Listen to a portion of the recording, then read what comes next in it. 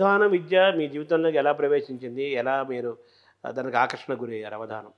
నాకు చిన్నప్పటి నుంచి పద్యాలంటే ఆసక్తి ఉంది. పద్యాలు కంఠస్థం చేయడం, ఆ శబ్దధార ప్రవాహం పట్ల. అన్నమయ్య శతకాలు కూడా రాశారు కదా! అవి ప్రాచుర్యంలో ఉన్నాయి అందుబాటులో? మనకు ఒక శతకం దొరికింది. హ్మ్. వెంకటేశ్వర శతకం ఇంతకుముందు అనుకున్నాం కదా, అవును. ఆ శతకం ఒకటే దొరికింది. మిగతా శతకాలు దొరకలేదు మనకి. అంటే మీలో అవధాని లక్షణాలు ఉన్నాయి, అవధానికి ఉండాల్సిన లక్షణాలు ఉన్నాయి అని మిమ్మల్ని మీరు గ్రహించుకున్నారా? మీ గురువుగారు గ్రహించారా? మా ఉపాధ్యాయులు, ఆ! అప్పుడు చంద్రగిరి పాఠశాలలో ఉపాధ్యాయులు నా కోసం తెప్పించారు ఈ పుస్తకాలని. హుహు. కొప్పరపు సోదర కవుల పుస్తకాలని, తిరుపతి వెంకట కవుల శతావత తెప్పించారు ఆ గ్రంథాలయానికి.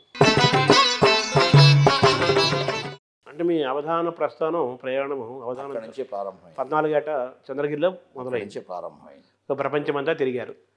తర్వాత మీలో ప్రత్యేకత అవధానాల్లో అత్యంత వేగంగా మీరు పద్యం చెప్తారు కదా! ఈ అత్యంత వేగంగా పద్యం చెప్పే లక్షణము, ఆ శక్తి ఎలా మీకు వచ్చింది ఆ శక్తి? అది కూడా దానికి కారణం కొప్పరపు సోదర కవులు. ఆహా! ఆ గ్రంథాలు చదివినప్పుడు తిరుపతి వెంకట కవులు పద్యాలు చెప్పేవారు, కానీ వేగం పాటించడంలో మాత్రం కొప్పరపు కవుల వేగం వేరుని అప్పుడే చదివాను నేను. హ్మ్. గాడేపల్లి వీరరాఘవ శాస్త్రి గారు కూడా కొప్పరపు ఆసుధార అన్నాడు ఒక చోట. అదే. ఆసుధార అంటే వాళ్ళలాగా ఉండాలి అని అన్నాడు. అంటే ఆ తరంలో వచ్చినటువంటి కవులు, చల్లపల్లి వెంకట శాస్త్రి గారు, నారాయణ శాస్త్రి గారని మాకు తెలుగు పండితులు చెప్పాను కదా, చెప్పారు. ఆయనకు చల్లపల్లి వెంకట శాస్త్రి గారు అంటే చాలా ఆరాధన తాత్పర్యం. ఆయన కూడా చెప్పేవాడు, వాళ్ళు అవధానాలు చేస్తూ ఉంటే కొంత విలంబనంగా మెల్లమెల్లగా రాసుకునే రీతిలో చెప్తూ ఉండేవాళ్ళు. కానీ కొప్పరపు ప్రారంభిస్తే మొదటి నాలుగో పాదం చివర ఆపుతారు వాళ్ళు, అంతే. ఇక మీరు రాసినా రాసుకోకపోయినా మళ్ళీ కావాలంటే రెండోసారి చెప్తారు. పద్యం ఎత్తుకోవటమే. అలా ఆ సాధన చేయాలని ప్రయత్నించాను నేను. ఓహో! అలా మనం కూడా పద్యం ప్రారంభించామంటే ఏమాత్రం ఎక్కడ విలంబన ఉండకూడదు, అదే. సామాసిక ధారతో చెప్పాలి. అంటే వాళ్ళ యొక్క కొప్పరపు కవుల యొక్క వేగము మీకు ప్రేరణ. దివాకర్ల వెంకటావధాని గారు కూడా అదే అన్నారు. ఆ! నేను బిఏ విద్యార్థిగా ఉన్నప్పుడు మదనపల్లి బీటీ కాలేజీలో అవధానం చేసినప్పుడు వారు ముఖ్య అతిథి, వారు కూడా అదే అన్నారు. పద్యం ప్రారంభం చేస్తే ఈ అబ్బాయి చివరే ఆపుతున్నాడు, ఇది గొప్ప లక్షణం, ఇది కొప్పరపు కవుల్లో ఉండే లక్షణం అని ఆ సభాముఖంగా చెప్పారు ఆయన ఆ రోజు. సరే, ఇప్పుడు అవధానం అనేది మామూలుగా ఏకాగ్రత, జ్ఞాపక శక్తి సంబంధించింది ధారణ. అంటే అవధాన విద్య వల్ల ఏంటి ప్రయోజనం? ఇప్పుడు సమాజంలో హింస, క్రౌర్యము ఇవన్నీ ప్రజ్వరిల్లుతున్నాయంటే, ఒక సుహృద్భావపూర్వకమైన వాతావరణం లోపించిందంటే దానికి కారణం ఏమిటంటే మానవుల ఆలోచనల్లో ఏకాగ్రత లోపించడం. ఏకాగ్రత ఎప్పుడు లోపించిందో చాంచల్యభూయిష్టమైనటువంటి మనస్తత్వంతో ఆలోచిస్తున్నారు పరిపరి విధాలుగా. ఆ ఏకాగ్రత అనే అంశం లేకపోతే సమాజంలో ప్రధానమైనటువంటి సూత్రం దెబ్బతింటుంది. విద్యార్థుల్లో ముఖ్యంగా ఆ ఏకాగ్రత బంధుర చిత్తవృత్తి అలవర్చుకోవాలంటే అసలు మన దేశంలో విద్యాభ్యాసం ఎలా జరిగేదండి? గురుకుల సంప్రదాయంలో జరిగేది. వేద విద్య. గురుకుల సంప్రదాయంలో కూడా ఎలా జరిగేది? ముఖే సరస్వతి. అంతే. ముఖే సరస్వతి అంటే ఏకాగ్రతే. గురువు చెప్తుంటే ఆ సూత్రాన్ని మళ్ళీ అవధానం మాత్రమే మీకు అందిస్తూ. అంటే ఇప్పుడు ఇంజనీరింగ్ చదివే విద్యార్థులు, బయోటెక్నాలజీ చదివే విద్యార్థులు అవధానంలోకి వస్తున్నారు. ఎందుకు వస్తున్నారంటే వాళ్ళకి అక్కడ ఆ సాంకేతికమైనటువంటి అధ్యయనశీలంలో ఈ ఏకాగ్రత అనేది వాళ్ళకి అలవడింది. అక్కడ పద్యాలు నేర్చుకోవటం వల్ల, అలాగే అవధానాలు చేయటం వల్ల ఎటువంటి ప్రయోజనం యువతకి? ఛందస్సు ఉన్నది గణబద్ధము, మాత్రాబద్ధము, స్వరబద్ధము, శబ్దబద్ధము, ఇవన్నీ కూడా సాంకేతిక అంశాలు. చంపకమాలలో 21 అక్షరాలు ఉంటాయి, మ్యాథమెటిక్స్. అదే కాబట్టి ఎక్కువ మంది ఈ సాంకేతిక విద్య చదివిన వాళ్ళు అవధానాలకు రావడానికి కారణం అదే. వాళ్ళు వస్తున్నారు, చేస్తున్నారు. సో అవధానాలు చేయటము, అలాగే పద్యాలు నేర్చుకోవటం వల్ల జ్ఞాపశక్తి పెరగటము, ఏకాగ్రత కుదరటము. ప్రాచీన కాలంలో అమరము, ఆది పర్వంతో విద్యాభ్యాసం ప్రారంభించేవాళ్ళు. అక్కడే ధారణాశక్తి అలవడేది పిల్లలకి. ధారణాశక్తి ఎప్పుడైతే అలవడుతుందో ఆలోచనలో ఒక స్వచ్ఛత వస్తుంది. స్వచ్ఛమైనటువంటి ఆలోచన విధానంలో వస్తారు పిల్లలు. ఆలోచించడం, మంచి ఆలోచనలు ఉంటాయి. అవగాహన. ఏ అంశం అయితే మనం చదువుతున్నామో ఆ అంశం పట్ల మనకి అవగాహన అనేది పూర్తిగా రావాలి. స్వచ్ఛత, స్పష్టత. స్పష్టత, ఆ స్పష్టత స్వచ్ఛత అన్నది ధారణ చేత కలుగుతుంది. పూర్వం మన విద్యా విధానం గురించి చెబుతున్నారు మీరు. అది వేదాలు అంటే గురువు చెబుతుంటే విద్యార్థి వినటం. ముఖే సరస్వతి సంప్రదాయం. ఉమ్.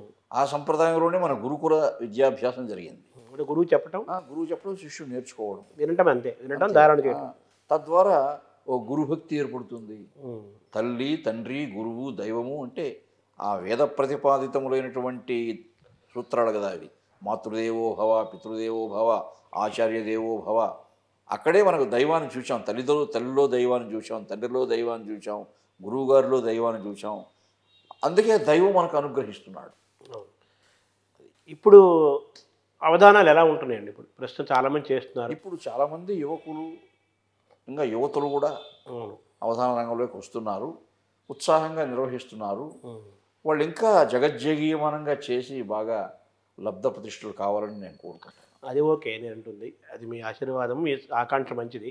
అయితే మీ తరం వరకు మీరు చేసిన అవధానాలు ఛందస్సు పైన పట్టు సాధించి పూర్వకవుల మహాకవుల కావ్యాలన్నీ చదివి, ముఖ్యంగా మహాకవుల కావ్యాలు బాగా ధారణ చేయాలి. ఆ రోజు రామారావు గారి దగ్గర మేము మాట్లాడినప్పుడు ఆయనకున్న సందేహాలు చెప్పలేం, కానీ పరిశీలన. ఆయన ఇప్పుడు శ్రీనాథ మహాకవి కాశీఖండం ప్రబంధంలో మహర్షులంతా ఆయన దగ్గరికి పోతారు, అగస్త్య మహర్షి దగ్గరికి. వింధ్యపర్వతం పెరిగిపోతూ ఉంది, మీరు వచ్చి రక్షించాలి, మీరు తప్ప ఎవరు దీనికి తగిన వాళ్ళు కాదు అని దేవతలంతా కూడా, దేవతలు మహర్షులు అందరూ ఆయన అర్థిస్తారు. ఆ అర్థించినప్పుడు లోపాముద్ర అగస్త్యుల గురించి ఒక పద్యం ఉంది అక్కడ. అది రామారావు గారికి కూడా చాలా ఇష్టమైన పద్యం అది. ఎందుకంటే ఆయన లోతులకు అధ్యయనం చేసినవాడు. అంటే ఆయన విశ్వనాథ సత్యనారాయణ శిష్యుడు కదా, బేసిక్. ఆ శిష్యుడు. అది ప్రణవంబు నీవు నిర్మల గుణాలంకార ఆమ్నాయ విద్యయి అలరుబోణి. అగస్త్య మహర్షుల వారు ప్రణవ ఓంకారం అయితే అమ్మవారు వేదం. అంటే ఓంకారానికి వేదానికి ఎంత అనుబంధం ఉందో మీ యొక్క ప్రణయంలో అంత అనుబంధం ఉన్నది. ప్రణవంబు నీవు నిర్మల గుణాలంకార ఆమ్నాయ విద్యయి అలరుబోణి. తపమీవు శశికళోత్తంస భక్తి నిధాన శాంతి సంపూర్ణ చంద్రవదన. ఆయన తపస్సు అయితే ఈమె శాంతి. తపస్సు యొక్క పర్యవసానమే కదా శాంతి. తపస్సు అంటే ఏమిటి? జీవుని యొక్క ఇంద్రియ శక్తుల్ని తపింపజేసి ప్రకాశింపజేయడం. బంగారం ప్రకాశిస్తే ఆభరణం ఉంటుంది. అలా తపస్సు అంటే మన ఇంద్రియాలకు ఉన్నటువంటి అంతర్ముఖిన శక్తుల్ని మేలుకొల్పడం. ఆ తపస్సు మీరు తత్పర్యవసానంగా ఏర్పడే శాంతి అమ్మవారు. ఫలమీవు వాతాపి కలదర్ప భంజన సత్క్రియ ఈ గంధసారగంధి. అంటే భార్యాభర్తల యొక్క బంధం భారతీయ గృహస్థాశ్రమము, కుటుంబ వ్యవస్థ ఈ పద్యంలో ఉంది. అంత పవిత్రమైనది అది శ్రీనాథ మహాకవి ప్రతిపాదించిన ఆ అంశాన్ని అది ఇప్పుడు సమాజానికి అవసరం ఉన్నట్టుగా మాట్లాడారు ఆయన. ఆ పద్యం ఎత్తుకున్నారంటే నేను చెప్పాను మీ ధారణ గొప్పదండి అని కూడా అన్నాను. ఆయన ఆ పద్యం ప్రారంభించాక పూర్తిగా చెప్పలేదు ఆయన. నేను పూర్తిగా చెప్పాను ఈ పద్యాన్ని అప్పుడే ఆయన దగ్గర చెప్తే ఆయన ఎంతో ఆనందించాడు.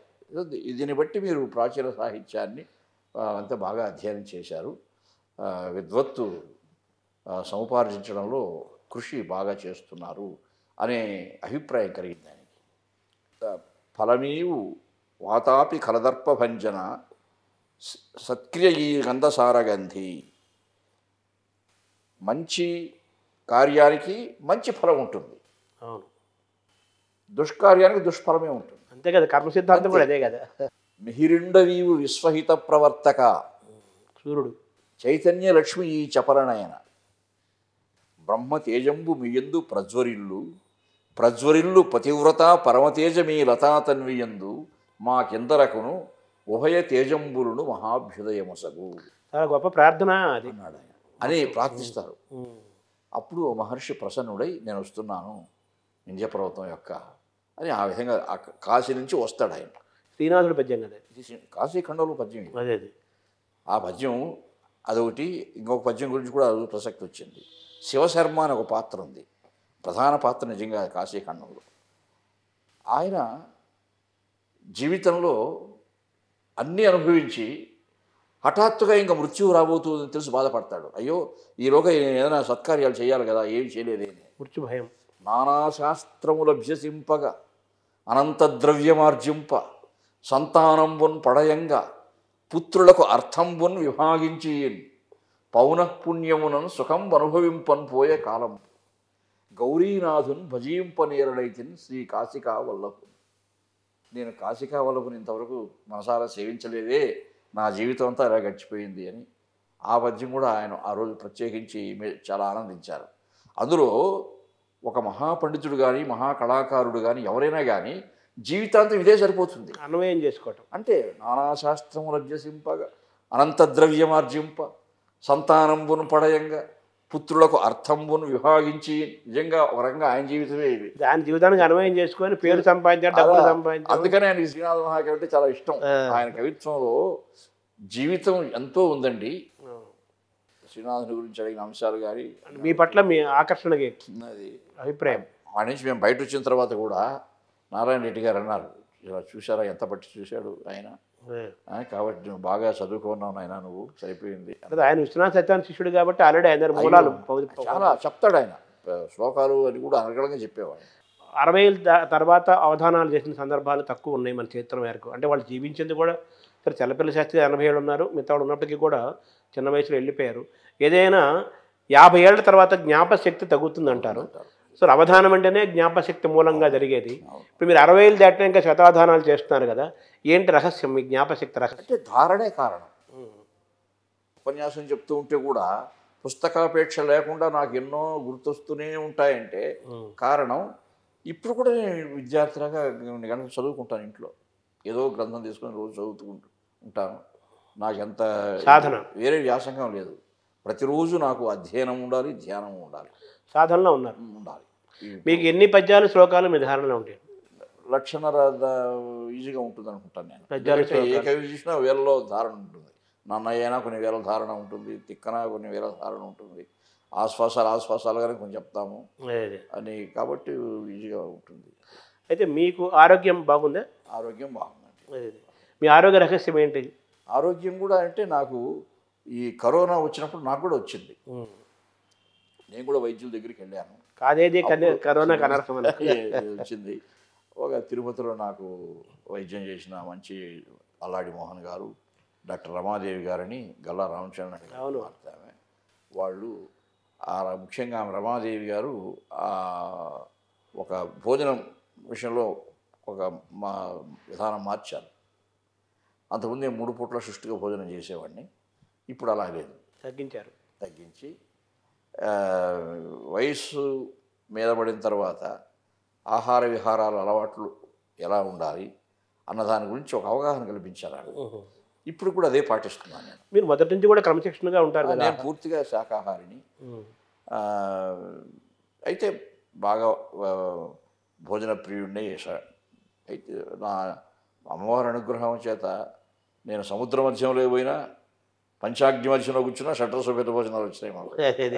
ఆరోగ్యం ఉండటానికి కారణము ధ్యానం కూడా ఒక కారణం.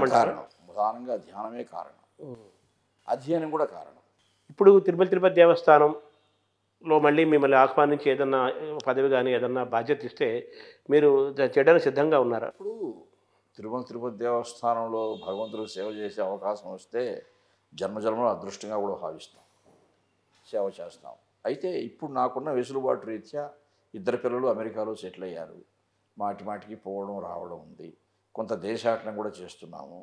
కాబట్టి ఈ కార్యక్రమాలకు కూడా అంతరాయం లేకుండా నేను చూసుకోవాలి కదా. అది మీ తర్వాత రచనలు ఏమైనా చేశారా? నేను పురుషోత్తమ చక్రవర్తిని కావ్యం రాశాను, దానిపైన పరిశోధనలు కూడా జరిగాయి. ఇంకా కొన్ని గీతా పద్మం కావ్యం రాశాను. ఇంకా అలా అప్పుడప్పుడు కొన్ని గ్రంథాలు తిరుపతి దేవస్థానం తరఫున ప్రకటింపబడిన గ్రంథాలు చాలా ఉన్నాయి. వెంకటేశ్వర స్తోత్ర రత్నాకరము అని 10 పురాణాల్లో ఉన్న స్తోత్రాన్ని సంగ్రహించి ఒక సంపుటంగా వేసాం. అది తిరుపతి దేవస్థానం ప్రకటించారు. ఇంకా ఏమైనా రాస్తున్నాయి? ఇప్పుడు కూడా తిక్కన గారి గురించి ఒక మంచి గ్రంథం తొందరలో రాబోతా ఉంది, ప్రచురణ అవుతుంది, ప్రచురణగా అయ్యే అవకాశం ఉంది. ఇవన్నీ తీసుకొస్తాము. తిక్కన గారంటే నాకు అంటే మహాకవులు అందరూ నాకు ఆరాధ్య, ఎప్పుడు ఆరాధిస్తాను. అందులో తిక్కన గారి భాష మన తెలుగు నిఘంటువు సంపన్నమైంది ఆయనతోనే. ఎక్కువ భారతంలో ఎక్కువ 15 పర్వాలు ఆయనదే కదా. ఆయనదే. కాబట్టి ఒక తిక్కన్న, ఒక కృష్ణదేవరాయలు వాళ్ళు లేకపోతే మనకు తెలుగు భాష లేదు కదా. కాబట్టి నా వల్ల అటు కృష్ణదేవరాయల వారి గురించి కూడా ఒక గ్రంథం నేను ప్రత్యేకించి రాస్తున్నారు. అవి పూర్తిగా వచ్చినది. ఆయన చరిత్ర ఎలాగ? చరిత్రే. తిక్కన గారిది కూడా చరిత్ర. తిక్కన గారి చరిత్ర కొన్ని నేను ఆయన గురించి రాసిన పద్య భాగాలు, కొన్ని చారిత్రక అంశాలు. ఆయన గణపతి దేవ చక్రవర్తికి మహాభారతాన్ని వినిపించాడు కదా. గణపతి దేవ చక్రవర్తి వారు స్వయంగా నెల్లూరుకి వచ్చి యుద్ధంలో పాల్గొనడం, తిక్కన గారి ప్రేరణతో ఆయన చేసిన మంచి పనులు. మనమసిద్ధి రాజ్యాన్ని తిక్కన గారు కాపాడినట్టే కదా. అంతే కదా. కంచిని పరిపాలించే రాజులు విజయగండ గోపాలుడు వచ్చి ఆయన జయించినప్పుడు వాళ్ళు ఒకసారి జయిస్తే మళ్ళా కాకతీయ సామ్రాజ్యం కూడా వాళ్ళు ఆక్రమించే అవకాశం ఉందని ఆయన అక్కడి నుంచి వచ్చి తిక్కన గారి యొక్క ఆదేశాన్ని పాటించి మనోసిద్ధిని మళ్ళీ సింహాసనం పైన కూర్చోబెట్టి ఈ ఊరికి వచ్చినందుకు గుర్తుగా ఏదైనా ఒక మంచి పని చేయాలని అడిగితే అప్పుడు మనోసిద్ధి తిక్కన వీళ్ళంతా చెప్తారు. నెల్లూరు చెరువు ఆయన తవ్వించింది. నెల్లూరు చెరువు. ఆ చెరువు కట్టపైన గ్రామ దేవతను ప్రతిష్ఠించారు, ఇరుకళలమ్మ అని. ఇరుకళలమ్మ అంటే ఉదయం ఒక కళ, సాయంత్రం ఒక కళ, 2 కళలతో ఉంటారట అమ్మవారు. ఆమె గ్రామదేవత నెల్లూరు. అవన్నీ గ్రంథస్థం చేశాను నేను ఆ అంశాలన్నీ. వాళ్ళు గుంటూరు ప్రాంతం నుంచి నెల్లూరు ప్రాంతంకి వెళ్ళారు అంతే కదా. గుంటూరు చెప్పాడు కదా నిర్వచనోత్తరం, సార కవితాభిరాము గుంటూరు విహుని మంత్రి భాస్కరు మత్ పితామహుని దరచి అయిన మన్ననమి లోకమాదరించు వేరే నాకృతి గుణములు వేయునేలని. మా తాతగారికి అప్పటికే ఆయనకి గొప్ప కీర్తి ఉన్నట్టుంది. కాలక్రమంలో ఆయన కీర్తి కంటే ఈయన కీర్తి ఎక్కువైపోయింది. అదే కనీసం మా తాతగారిని దృష్టిలో పెట్టుకున్నా నాకు ఎంతో కొంత గుర్తుపెట్టుకురా లోకం అన్నారు. అది కానీ ఇప్పుడు తాతగారిని తలుచుకోవాలంటే తిక్కన గారిని తలుచుకోవాల్సి వస్తుంది. అది అద్దంకిని పరిపాలించే రాజులు వాళ్ళు ఎవరో వాళ్ళు మహారాష్ట్రులకు సామంతు రాజులుగా కప్పం కట్టాలని బలాత్కారంగా ఇదైనప్పుడు మళ్ళీ అప్పుడు కూడా గణపతి దేవ చక్రవర్తి, మనమసిద్ధి వీళ్ళ సైన్యం పోయి వాళ్ళని తరం దోరి ఇక్కడ ఒకసారి మహారాష్ట్ర పరిపాలన పద్యం తిక్కన గారిది. వాళ్ళని జయించడానికి సైన్యంతో వెళ్ళినప్పుడు ఎలా వెళ్ళిందో సైన్యం అలా తిరిగి వచ్చిందట, ఒక్క స్వేద బిందువు లేకుండా. అంత సునాయాసంగా గెలిచారని శృంగారంబు నలంగదేమీను ప్రస్వేదాంకుర శ్రేణి లేదు అంగంబుల్ మెరుగేద వించుకయు మహారాష్ట్ర సామంతు సారంగుందోలి తురంగమున్గునిన సంగ్రామంబునన్ తృప్త సప్తాంగ స్ఫారయసుండు మన్వయు పంపై చన్న సైన్యంబునన్. వాడిని పారద్రోలిన దానికి గుర్తుగా వాడు అదే రుచి గుర్రం తీసుకున్నారట. ఏదో ఒకటి కావాలని. అలా అంత దిగ్విజయం సాధించిన గుంటూరు ప్రాంతం నుంచి వాళ్ళ నాన్నగారి సమయంలో అదే. ఎందుకంటే మనోసిద్ధి చరిత్ర పరిశీలిస్తే స్వతసిద్ధంగా అంత పరాక్రమోపేతుడు కాదు ఆయన.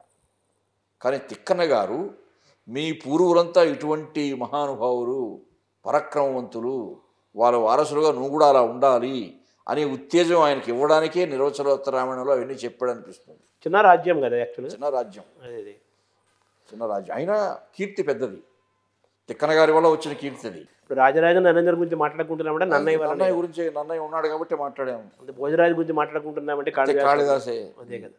శ్రీనాథ మహాకవి గురించే రెడ్డి రాజు చరిత్ర తెలుస్తూ ఉంది. అంతే కదా. వాళ్ళ పేరు శ్రీనాథ మహాకవి కావ్యాలు సగం కారణం, శాసనాలు ఉన్నాయి కానీ అవి ఎన్ని ఉన్నా కానీ శ్రీనాథ మహాకవి చెప్పాడంటే వాళ్ళ యొక్క ఆ రాజుల చరిత్ర అంటే కర్ణాట క్షితిపాలమౌక్తిక సభాగారాంత సంకల్పిత స్వర్ణ స్నాన జగత్ ప్రసిద్ధ కవిరాట్ సంస్తుత్య చరిత్ర వీరభద్రారెడ్డి గురించి చెప్పిన పద్యం అది.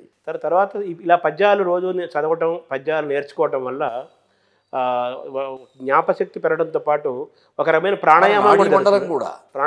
ప్రాణాయామము నాడీ మండలము, ఆపాదమస్తకము, ఈ నాడీ మండల వ్యవస్థ అంతా కూడా ఈ శబ్ద సంస్కార విశేషం చేత బాగా నియంత్రింపబడుతుంది.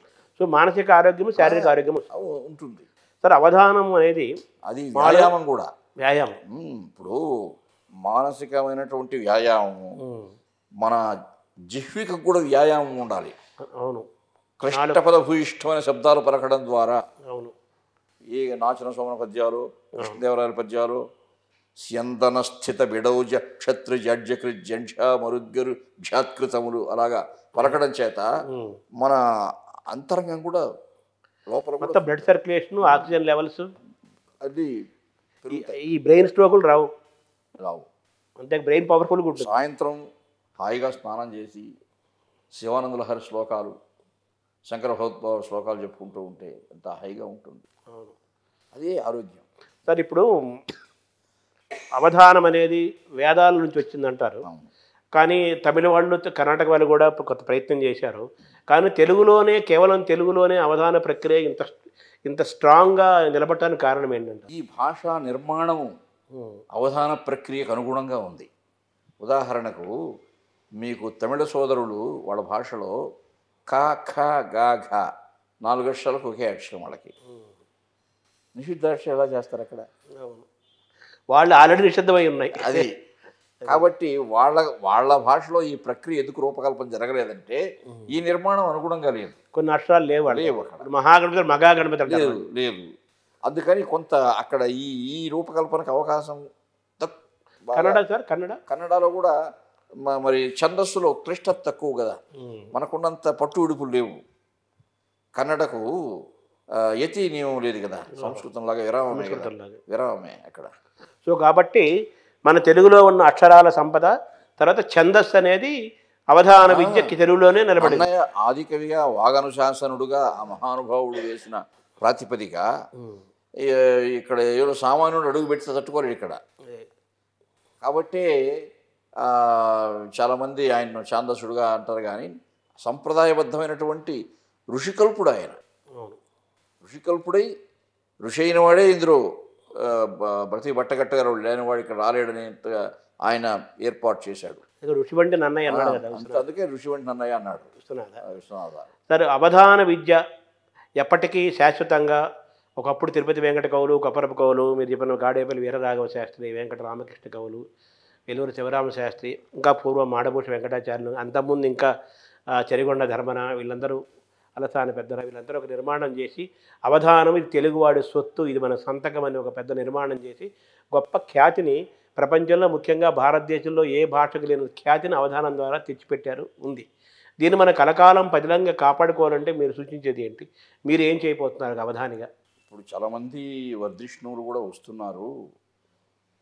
ఈ అవధాన ప్రక్రియకు సంబంధించిన ఒక లక్షణ గ్రంథాన్ని, అది కూడా ప్రయత్నం ఇప్పుడు కొంతవరకు జరిగింది. రాస్తున్నాను. నిషిద్ధాక్షరి అనుకోండి. ఎన్ని విధాలుగా పృచ్ఛకుడు ప్రశ్నించే అవకాశం ఉంది, అవధాని ఎన్ని విధాలుగా పరిష్కరించే అవకాశం ఉంది. ఏకాక్షరికంటూ జోలిపోకూడదు. అలా తెలుగు శబ్దాలతోనే అయితే ఎలా చేయాలి, సంస్కృతంతోనే అయితే ఎలా చేయాలి, రెండు మిశ్రమ శైలిలో ఎలా చేయాలి, వీటి గురించి ఒక సిద్ధాంత వ్యాసం లాంటి గ్రంథం ఒకటి రూపొందించే ప్రయత్నం చేస్తుంది. తర్వాత మనం కాలేజీలు, స్కూల్స్, వాటిల్లో, యూనివర్సిటీల్లో కూడా అవధానాన్ని ప్రత్యేకమైన డిపార్ట్మెంట్ శాఖను ఏర్పరచాలంటారా? అది చేయలేదే మనకు ప్రభుత్వాలు. మన వాళ్ళు ప్రభుత్వాలు చేయవలసింది అది చేయాలి కదా అంటారు. ఎక్కడా లేనటువంటి అపూర్వ ప్రక్రియ మనకు ఉంది కదా. దీనికోసం ఇన్నెందుకు పేర్లు పెట్టారే కానీ పీఠాలు ఎక్కడ ఉన్నాయి మనకి? అవునవును. నన్నయ్య యూనివర్సిటీ అన్నారు, నన్నయ్య గ్రహపీఠం ఉంది అక్కడ. లేడు. శ్రీకృష్ణదేవరాయ విశ్వవిద్యాలయం ఉన్నాడు, కృష్ణదేవరాయాచార్యం లేదు అక్కడ. వెంకటేశ్వర విద్యాలయంలో అన్నమాచార్యాచార్య ఉంది, నామమాత్రంగా ఉంది. అక్కడేం కృషి సరిగా జరగడం లేదు. అది కనీసం యూనివర్సిటీ మన వాళ్ళు విశ్వవిద్యాలయాలు కానీ ప్రభుత్వం కానీ వీటిపైన అంత ప్రోత్సాహకరమైనటువంటి రీతిలో వాళ్ళు ఆదరించడం లేదు. ఇప్పుడు చంద్రబాబు నాయుడు, ఆయన తెలుగుదేశం పార్టీ పేరే తెలుగుదేశం, ఎన్టీఆర్ మీకు ఆత్మీయులు, చంద్రబాబు నాయుడు మీకు బంధుత్వం కూడా ఉందేమో నాకు ఉందనుకుంటాను. వారికి ఇష్టమే సాహిత్యాన్ని బాగా ప్రోధి చేయాలనే సంకల్పం ఉంది వారికి. వాళ్ళ దృష్టికి తీసుకెళ్ళలేదా? చాలాసార్లు కూడా వాళ్ళ దృష్టికి తీసుకెళ్లే ప్రయత్నం కూడా చేశాను నేను. అయితే వాళ్ళకున్న వ్యాసంగాల్లో సమకాలీనంలో చాలా సమస్యలు, సవాళ్ళు, రాజకీయాలంటే ఇప్పుడు రూపకల్పన మారిపోయింది అంతా. ఒకప్పుడు రాజకీయం కాదు, ఇప్పుడు రాజ్యం వీరభోజ్యం అన్నట్టు అయిపోయింది పరిస్థితి, మళ్ళీ అయిపోయింది. కాబట్టి ఒక రకంగా దౌర్జటి మహాకవి అధికారులు చెప్పాడు, రాజై దుష్కృతి చెంది చంద్రుడు, రారాజై కుబేరుండు దృగ్రాజీవంబునగాంచ దుఃఖము, కురుక్ష్మాపారుడు ఆ మాటనే ఆజింగూలే సమస్త రాజబంధువులతో ఆ రాజశబ్దంబు చీచీ జన్మాంతరమందు వలన సుమి శ్రీకాళహస్తీశ్వర అన్నాడు. రాజా అంటే చంద్రుడికి కూడా పర్యాయ పదం కాదు. చంద్రుడు ఏదో ఒకటి క్షీణిస్తాడు కదా. క్షీణిస్తాడు అది. ఇప్పుడు మళ్ళీ కూడా వారిని ఒకసారి కలిసి నేను ఇవన్నీ ఒక మీకు బంధుత్వం కూడా ఉందా చంద్రబాబు తోటి? దూరం బంధువులు. అదే అదే. అట్లనే మేము ఎప్పుడు ఆయన దగ్గర పోయి అది ఇది మొహమాట పెట్టేది ఏం లేదు. అవును. అలా ఆయన కూడా అటువంటివి ప్రోత్సహించేవాడు. మీది ఆయనది ఒకటే స్కూల్ కదా? చంద్రగిరి హై స్కూల్ చదువుకున్నాడు మేము. ఆయన ఉన్నత పెద్ద తరగతుల్లో ఉన్నప్పుడు నేను 6వ క్లాస్ చేరాను. మీకు సీనియర్? మాకు బాగా 6 ఏళ్ళు సీనియర్ నాకు యూనివర్సిటీలో కూడా. కాలేజీలో. ఆ తర్వాత తిరుపతి ఎస్వి యూనివర్సిటీలో ఆయన పరిశోధక విద్యార్థి ఉన్నప్పుడు నేను ఎంఏ చదువుతున్నాను. అప్పటి నుంచి మీకు పరిచయం ఉంది కదా? ఉంది. అదే. సో మళ్ళీ ఆయన ముఖ్యమంత్రిగా వచ్చారు, వాళ్ళు కూడా తెలుగు మీద ప్రత్యేకంగా ఉన్నారు. తిరుపతి దేవస్థానంలో ప్రక్షాళన చేయాలంటున్నారు. పవన్ కళ్యాణ్ గారు కూడా ఈ మధ్య తిరుపతి వచ్చినప్పుడు కౌలుతో ప్రత్యేకంగా సమావేశం పెట్టారు. మీరు పాల్గొన్నారు? నన్ను కూడా పిలిచారు, అందులో పోయినాను. బాగా ఆయన కూడా ఏదో చేయాలి, సాహిత్యాన్ని గొప్పగా ఉంది. అది మీరేమైనా అవధానాలు తయారు చేస్తున్నారా? ఇప్పుడు అంటే ఎవరైనా సందేహాలు ఉండి వచ్చి అడిగితే చెప్తున్నాం అంతే. ప్రత్యేకించి నేను నా దగ్గర అటువంటి శిష్యత్వంతో కాదు. ఎవరైనా నిర్వహించేవాడు కూడా అప్పుడప్పుడు ఫోన్ చేసి గురుగారు ఇదైతే ఎట్లా ఉంటుంది, దీన్ని ఎట్లా చెప్పొచ్చు, అదే దానికి ఏదైనా మనకు తోచిన పరిష్కారం చెప్తూ ఉంటాం. నమస్కారం.